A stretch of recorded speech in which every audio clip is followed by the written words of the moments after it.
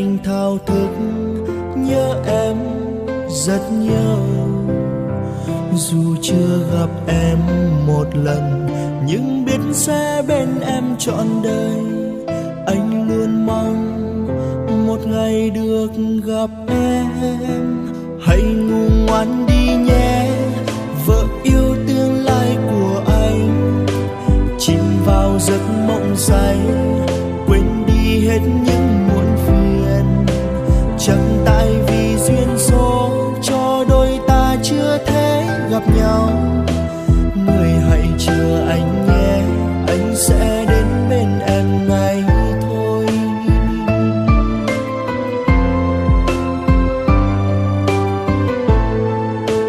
Nhiều ngày dài trông ngóng, anh chỉ muốn thấy em một lần. Để vơi nỗi nhớ thương, mong gặp em trong những giấc mơ. Dù rằng lòng vẫn biết chưa đến lúc ta là của nhau, nhưng rất muốn bên em để cùng em sớt chia buồn vui.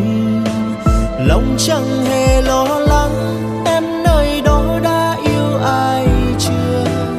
Anh vẫn chỉ cô đơn là vì em có biết không? Chờ từng ngày trôi đi, mong đến lúc anh gặp được em. Anh sẽ nói với em anh yêu em từ rất lâu rồi.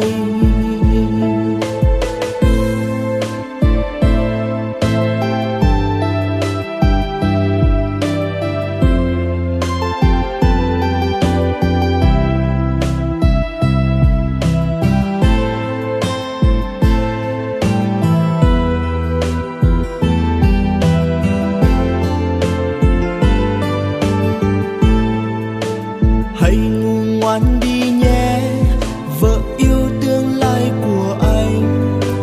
Chìm vào giấc mộng say, quên đi hết những muộn phiền. Chẳng tại vì duyên số cho đôi ta chưa thể gặp nhau.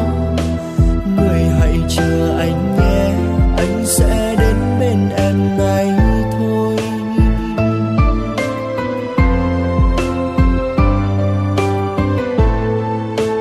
Nhiều ngày dài trông ngóng, anh chỉ muốn thấy em một lần. Để vơi nỗi nhớ thương, mong gặp em trong những giấc mơ. Dù rằng lòng vẫn biết chưa đến lúc ta là của nhau, nhưng rất muốn bên em để cùng em sớt chia buồn vui. Lòng chẳng hề lo lắng em nơi đó đã yêu ai chưa. Anh vẫn chỉ cô đơn là vì em có biết không? Chờ từng ngày trôi đi, mong đến lúc anh gặp được em. Anh sẽ nói với em anh yêu em từ rất lâu rồi.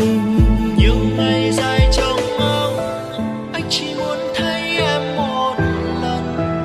Để vơi nỗi nhớ thương, gặp em trong giấc mơ.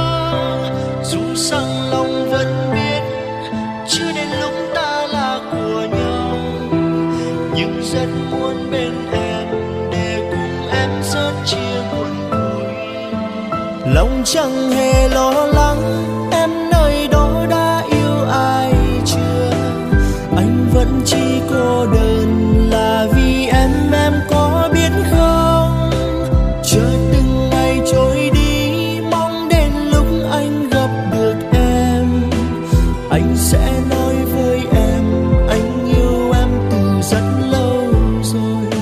Giờ hãy ngủ ngoan nhé, vợ yêu tương lai.